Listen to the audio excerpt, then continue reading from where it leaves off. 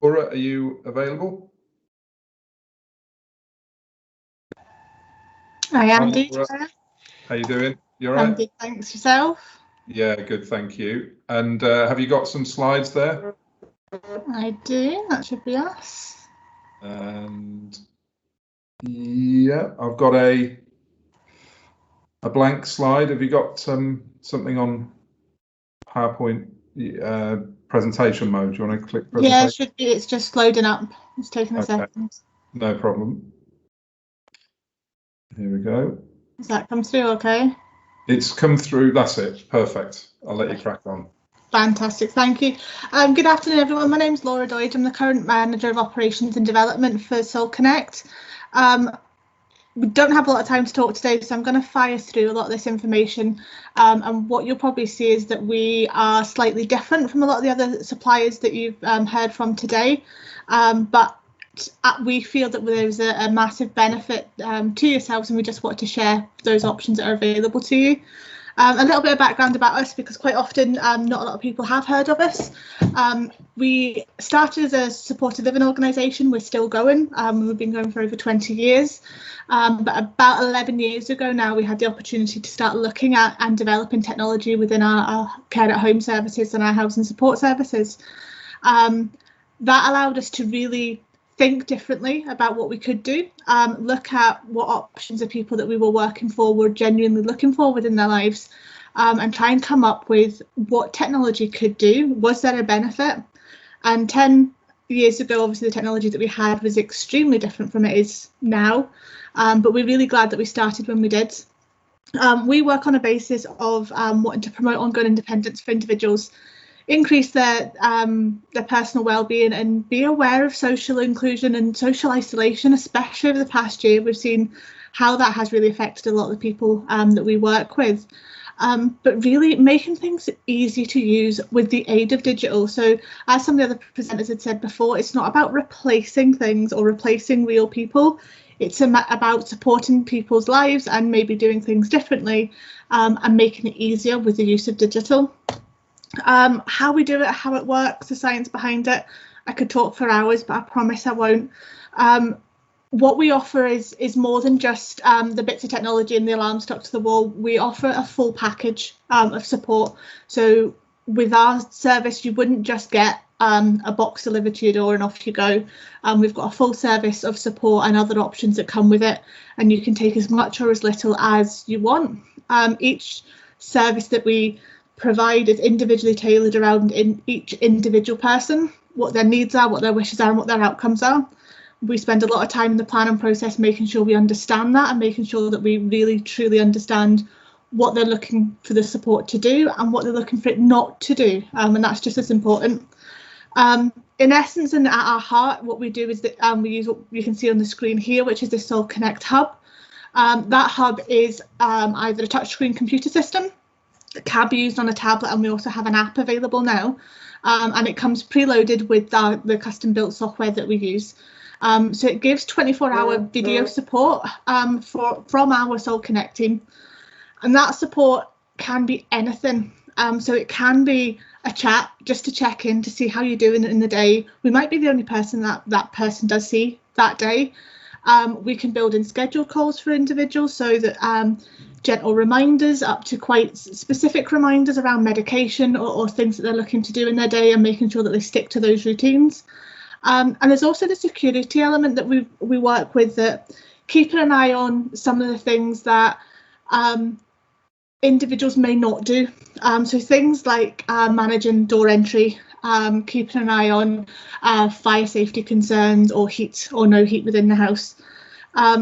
The team that you speak to, so we use video technology and have done for 10 years. 99% of our support is done via video call. The team members that you come through to support people with emergencies every day, support people with the chats about what's happening in EastEnders, right through to individuals that are at crisis point, maybe with their mental health, self-harming, etc. So our team are not call handlers, but they are very experienced support practitioners, and it's a very small team, and it's done for a reason, which I'll explain shortly. But it's so that those individuals get to know each person that we support, can build up those relationships and can provide the most appropriate support at the time. Currently, we're probably dealing with about 35,000 connections, which is about 1 million activations per week. No, per day even, but it's across nearly 200 individuals across all of central Scotland that we've been working with. How do we work with individuals and what do we do? As I said before, we believe that technology should complement someone's life. It shouldn't be something that is put in as a, oh, well, it's there, so it'll help. We want it to become almost part of the furniture within people's homes, that it's something that they would use every day and they feel really comfortable to use. But it's also really flexible and adaptable and seamless. It's a plug and play system. It can be moved around the home. It can be moved location depending on the individual, and it's really non-intrusive and doesn't look like something that would stick out in someone's home, just as one of the presenters had said, that it's not that big red button that people are looking at going, oh, I'm getting old, or that's not really working for me. This graphic, just to try and explain how we work and how flexible our service is. So as I said, we work with the individual themselves and look at within their home and within their resources, what support and technology might somebody need? Is it something to support them with their safety and security at home? Is it a lifeline to call for support?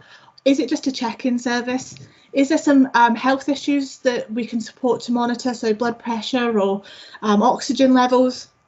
Are there concerns around the safety in the home? Can we link you in with other people within your network? So we look at all that first, and then we try and figure out, what does a day in the life of for this person look like, and where can technology step in, and where is it absolutely not needed, so it just disappears into the background.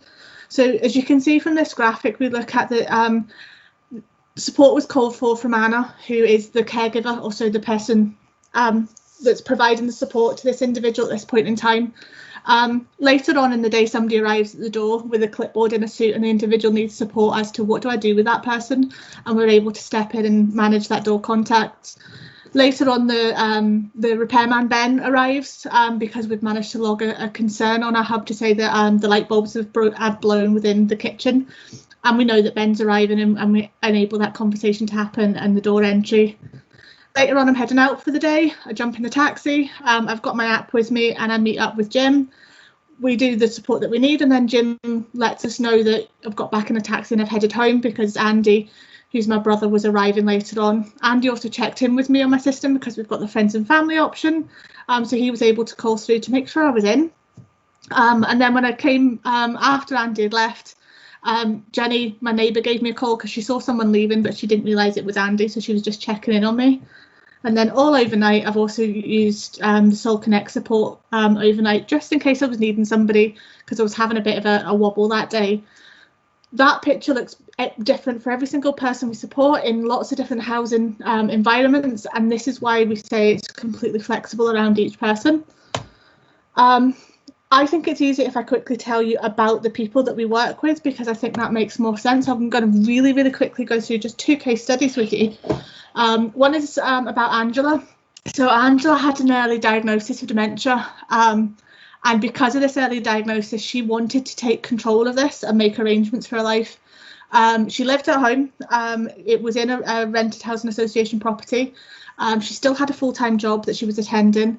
However, her relationship with her daughter, who lived local-ish, was starting to break down, because her daughter was becoming the caregiver rather than being a daughter. She was phoning mum every day to make sure she'd taken her pills and make sure she was up and ready for going to work. Angela, we worked together. We built a system that we offer. You don't need to be tech savvy. It is a touchscreen system. It is something that you can use voice to activate and to work. And we built in a flexible plan for Angela, where there's daily check-ins that we have with her, see how a day is, get a day started right, and also she checks in with us at night time for the plans for the next day, and just establishing routines and reminders for her. As her condition has been progressing and things have been changing, we've had those plans built in for a long time, and we've been flexible in changing those. So when she is having a bit more of a bad day, we do have more support in there for her. We oversee different things or concerns. We know what her day's like, and we link in with her daughter at times where we feel that we need to. Angela was clear that she was wanting to stay within her own home, and she was wanting to stay there for as long as possible. And so far she's still in her own home. This is 5 years later. Everything's going well. Her condition is deteriorating, but she's been able to manage it well. The other person I wanted to speak to you about was Sarah. So Sarah is somebody that has spent most of her life growing up in a residential or institutional care, and she moved into the community with 24-hour support. And due to the risk and complex nature, Sarah was labelled as a high-risk person to support, so needed that support around her all the time. Mainly due to Sarah doesn't have a lot of verbal communication. She is autistic. She doesn't have an awareness of dangers or how to keep herself safe. And she was deemed to have no capacity and no other family members around her, so was very isolated and very lonely within that support in her life. So in terms of her property, yes, things were going well with staff, but she was showing signs that she didn't actually want people around her all the time. She was regularly pushing staff away or taking herself away from staff and going into her own room. So we looked at different technology that Sarah could possibly use. And that included things like motion sensors and bed occupancy maps, just to let us know. We started off overnight because Sarah did sleep really quite well, and realised that these sensors work. They told us everything that we needed to know, and we were able to manage her safety very well. We have the hub system in place for her, because one of the things that we had noticed with staff, that especially in the summer months, Sarah would come downstairs early because the sun was up.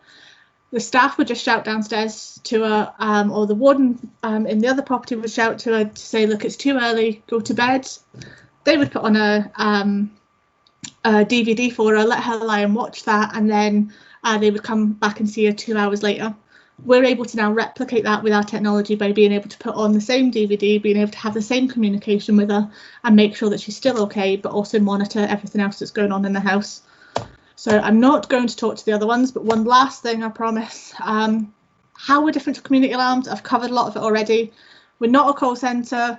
We've got experienced practitioners, but we also have, and we can have that face-to-face conversations with people and understand what's going on within people's lives, and we can almost triage that support before figuring out what the next steps are for people. And if that support does require physical response, one of the things that we also offer is a physical response team as well. So I've got that nod to say I've talked too much, but there's our contact details there if you need to get in contact with us. Brilliant, thank you. Thank you very, very much. I'll just take this down. Thank you, and I'll make this quick because I know we're eating into some time for the panel, but really interesting, thank you. Again, what would you say number one benefit for the person, for the individual themselves receiving this service?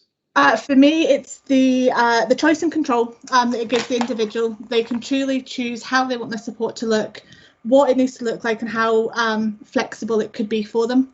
And it does very seamlessly integrate into people's lives. It's something that can be included very quickly if it's needed within crisis point, and be something that's really seamlessly integrated into someone's home and lifestyle. And is it more of a laptop or a tablet, or how does it can be on anything? So it could be either on a touchscreen computer system. So for some people, we do recommend that within their homes, just depending on what they're using it for. Almost like an Asus is one of the ones that we use. Or it can work on a tablet, and we've also developed the app. So they all would link together if you're out and about and then coming home. So you can always have access to that support. Okay, and so I guess if you did provide the tablet or the computer, people could use that for other things like surfing, or is it mainly just for this service? No, it's absolutely built so that it increases people's access to the digital world. And with the software that we've put on it, it allows us to support people to access that in a more simplified way, but keeping them safe because it's on an encrypted network. It allows hand over hand, so we could, if somebody is wanting to pay their bills on the internet or do online shopping, but maybe need just that extra bit of support, we can do that remotely alongside them and keep them safe as well. And do they need to physically accept if you're dialing into them, be that voice or video, they need to physically accept it, or does it do like an answering auto answer service? We don't do auto answering because we've got the video technology. We spent a lot of time making sure that those protocols are in place, that we can't just drop in on people and just check how they are. We would use other sensors and things to let us know whether there's an alert or concern. but the individual themselves would physically have to press the green yes I want to speak to you, or no, go away and leave me alone. There are other things in terms of risk management that we can put in place where there is some auto answer, but that it's based on quite a big intensive risk management plan that we put in place with care inspection involvement, mental welfare commission and that kind of thing. And does the charging model kind of relate to how much service you're giving that individual? Or? Kind of. So it's a weekly charge for each person, and you can either call us 2 times a day, 20 times a day. The team are there if you want to come and talk to us for an hour one day and 2 minutes the next. It's entirely up to you. You won't be charged more or less in that respect. It's just a standard weekly charge based on the intervention levels of support. And would you then have contact details for maybe next of kin or the warden or other people if you thought actually they need some support, or would you do it absolutely. So we would make sure that we build all those contact details in. We would do all those linkages, but we also have our responder service as well for people that don't necessarily have access to that, like your weekends or bank holidays. We can build that in, so there's always somebody that we would link into to make sure the person stays safe. And finally, connectivity, is it all via kind of Ethernet or Wi-Fi? Yeah, so Wi-Fi, GSM, SIMs, if you're out and about. So yes, we are digital dependent. Okay, no, that's fine. Brilliant. Thank you. Thank you very much. Thank you very much.